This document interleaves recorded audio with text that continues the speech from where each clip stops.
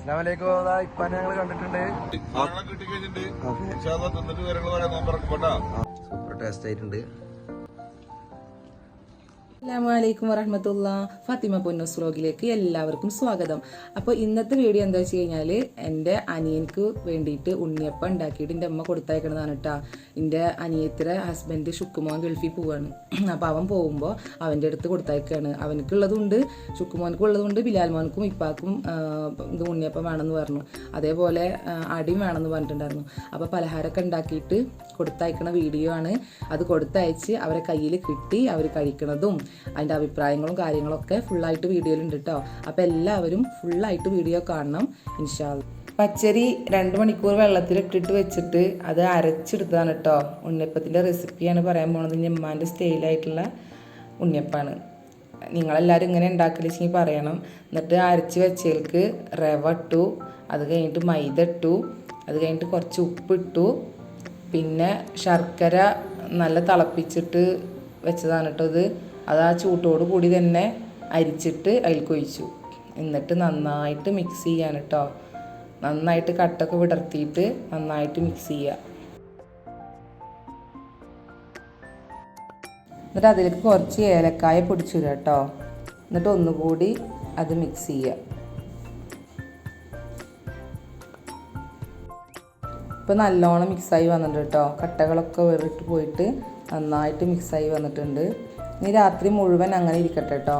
ഇത് നേരം വെളുക്കുമ്പോഴത്തേണ് അതിലേക്ക് തേങ്ങ കൊത്തിയിട്ട് വറുത്തിട്ട് ഇട്ടിട്ട് ഇളക്കുക കേട്ടോ. അതിന് ശേഷം ചൂട്ടോടുകൂടി നമുക്ക് ഉണ്ണിയപ്പം ഉണ്ടാക്കാം കേട്ടോ. അപ്പം അങ്ങനെ ഉണ്ണിയപ്പം ഉണ്ടാക്കാൻ തുടങ്ങി. നല്ല പൂ പോലുള്ള ഉണ്ണിയപ്പം ആവും എന്ന് വിചാരിക്കുന്നു. എന്തായാലും ഉണ്ടാക്കൽ കഴിയട്ടെ, എന്നിട്ട് നമുക്ക് നോക്കാം കേട്ടോ. അപ്പോൾ ഉണ്ണിയപ്പങ്ങളൊക്കെ ഇവിടെ റെഡി ആയിക്കൊണ്ടിരിക്കുകയാണ്. അങ്ങനെ മാഷാ അല്ലാ എല്ലാ ഉണ്ണിയപ്പങ്ങളും ഫുള്ളായിട്ട് ഉണ്ടാക്കൽ കഴിഞ്ഞു കേട്ടോ. അപ്പോൾ ഇതാണ് നമ്മുടെ പൂ പോലുള്ള ഉണ്ണിയപ്പം. മാഷാ അല്ലാ, എന്തായാലും ഉണ്ണിയപ്പമൊക്കെ അടിപൊളിയായിട്ടുണ്ട്. അപ്പോൾ നിങ്ങളും ഉണ്ണിയപ്പം ഉണ്ടാക്കാൻ അറിയാത്തവരാണെങ്കിൽ ഇൻഷാ അല്ലാ അങ്ങനെ ഉണ്ണിയപ്പം ഉണ്ടാക്കി നോക്കിട്ടോ. പിന്നെ എൻ്റെ അനിയത്തിയുടെ വക അടയാണ് കേട്ടോ. പൂവട, ആവിയട എന്നൊക്കെ പറയില്ലേ, ആ അട ഉണ്ടാക്കാൻ വേണ്ടിയിട്ടുള്ള പ്രിപ്പറേഷനിലാണ്.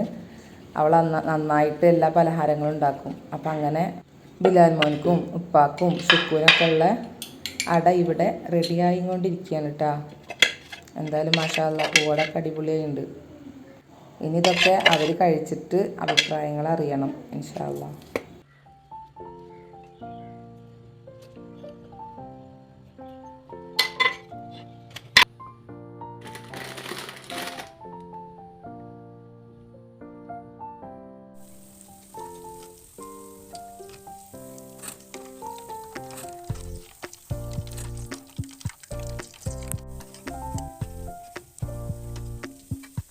അങ്ങനെ എല്ലാം റെഡിയാക്കിയതിൻ്റെ ശേഷം ഷുക്കൂനുള്ളതും ഉപ്പാക്കും ബിലാൽ മോനക്കുള്ളതൊക്കെ വേറെ സെപ്പറേറ്റ് ആക്കിയിട്ട് കെട്ടിയിട്ട് ഉമ്മയും അനിയത്തിയും കൂടിയൊക്കെ റെഡിയാക്കി വെച്ചിട്ടുണ്ട് കേട്ടോ.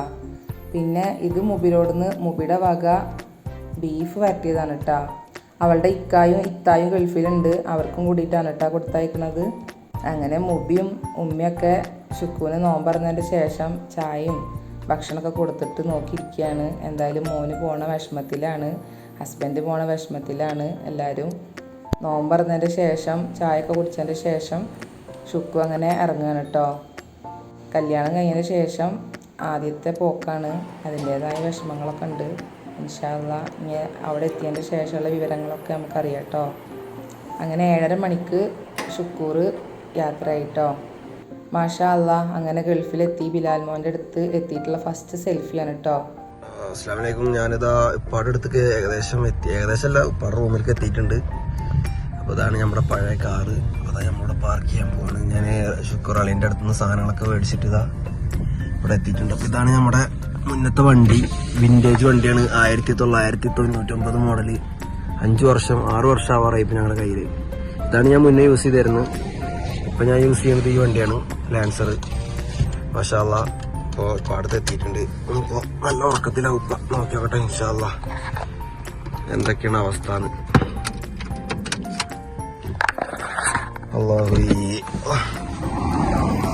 അവിടെ റൂം ഇതാണ് റാസൽ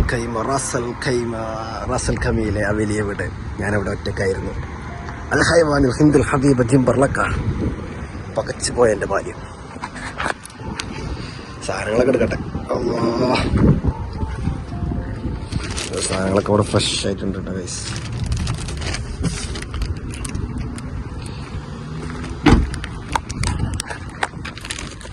ബന്ധപ്പെട്ട വണ്ടി ലാൻസർ.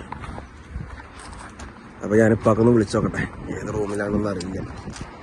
ഒരു ഒഴിഞ്ഞ സ്ഥലം, ഇവിടെ ചെറിയൊരു സ്പേസ് ഒക്കെ ഉണ്ടല്ലോ, അത്യാവശ്യം ആൾക്കാർക്കൊക്കെ ഇരിക്കാനുള്ള സെറ്റപ്പും കാര്യങ്ങളൊക്കെ.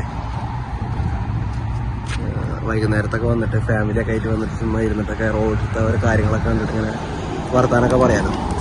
അടിപൊളി. Nice nice.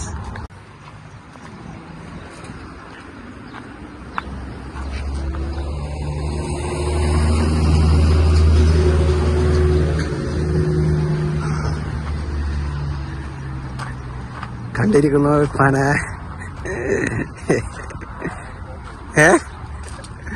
ഇന്ന് ഉറക്കത്തിലായിരുന്നു. ഏതാ റൂമ്? അസ്സലാമലൈക്കും. ഇപ്പാനെ ഞങ്ങൾ കണ്ടിട്ടുണ്ട്. ഞാൻ റൂമിൽ കയറുന്നില്ല, സാധനങ്ങൾ കൊടുത്തിട്ട് പോവാണ്. അപ്പോൾ പെട്ടെന്ന് നടത്തണം, 1 മണിക്കൂർ യാത്ര ഉണ്ട് നമ്മുടെ റൂമിൽ.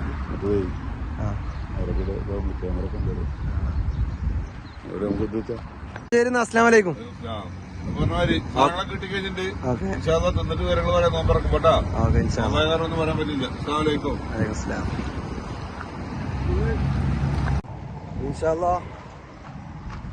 പരിപാടിയൊക്കെ കഴിഞ്ഞു. നമ്മളിതാ വണ്ടിക്ക് കയറുകയാണ്. ഇനിയിപ്പോ ഇവിടുന്ന് ഒരു 10-45 മിനിറ്റ് ട്രാവലിംഗ് ഉണ്ട് അങ്ങോട്ട്. അതാണ് വിഷയം. നോമ്പൊക്കെ അല്ലേ.